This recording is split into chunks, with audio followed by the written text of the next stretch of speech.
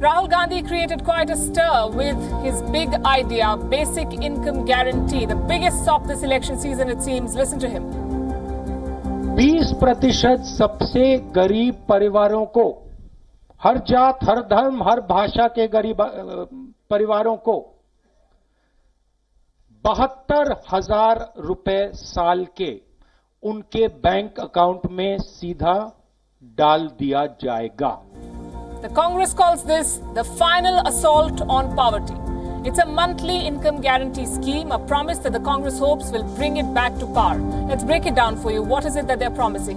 Rahul Gandhi has promised a total of 72,000 rupees to India's poorest families. That's 12,000 rupees each month. The Congress says that this will help a total of 5 crore families. Families earning below the 12,000 rupees monthly are eligible. According to some estimates, the scheme could cost the exchequer up to 3,60,000 crore rupees every year. 3,16,000 crore rupees. Let that sink in.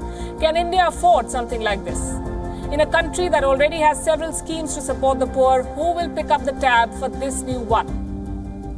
You and I, the middle class. It's the middle class once again which will have to bear the burden of yet another freebie. And here are some numbers for you to consider. Rahul Gandhi's plan could cost nearly 3,60,000 crore rupees. I love saying that figure. That's 40,000 crore more than the defense budget of India.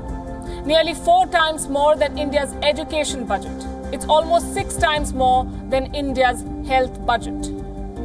But why just blame Rahul Gandhi? These election goodies are a game of one-upmanship. The Congress promised farm loan waivers in 3 states last year. The BJP government at the centre announced direct cash support, 6,000 rupees a year for 120 million poor farmers. It was part of the union budget, also a free health insurance scheme. The BJP is as guilty as the Congress. In the south, political parties come up with the most imaginative SOPs. Scooties and Mangal Sutras, heavily subsidized rice, free gold and TV sets, mixer grinders, you name it, they give it to the people. In Uttar Pradesh, the Samajwadi Party doled out free laptops and bicycles. There is no law that governs or caps such freebies at the cost of the exchequer. It amounts to cash or gifts for votes. In other words, bribing. And they do it in broad daylight, complete with press conferences. None of these parties talks about the impact of such plans on India's growing fiscal deficit. That is when the country spends more than what it earns. According to some estimates, Rahul Gandhi's plan alone could add nearly 2% of India's GDP to the fiscal deficit. A high fiscal deficit rate basically means that the government will have to borrow more. And to balance that, the government is going to tax you and I more. In other words, minimum income for some will mean maximum tax for all of us. It will ruin the labour market. Who will work if they get paid for free?